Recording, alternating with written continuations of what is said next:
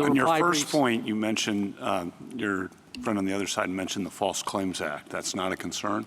I'm not entirely sure why it would be a False Claims Act violation to say in a contract, here are our overhead costs, and government, you can accept our bid or not.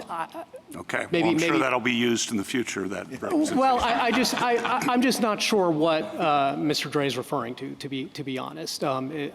In my own discussions with my client agencies, I've been told that these kinds of overhead costs typically are just reflective of background costs, and so presumably Geo might be competing with Core Civic, might be competing with others, and presumably if there were large litigation costs as a result of not having an interlocutory, or I shouldn't use the word interlocutory, but not having an immediate collateral order appeal, that would be the delta, presumably.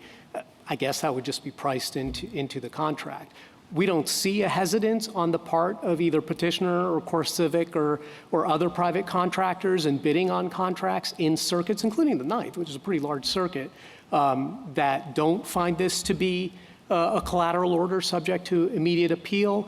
As we note, to the extent you're thinking, well, maybe it is an immunity from suit, then you would have to answer the question from Will against Halleck, is this important enough to warrant an immediate appeal? Is this more like in digital equipment, in Loro lines, in Heike, in other cases?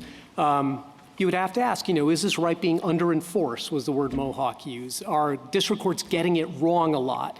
We don't see evidence of that either. All the cases that petitioner cites on its side of the split have ultimately heard the interlocutory appeal and then ruled against the defendant there.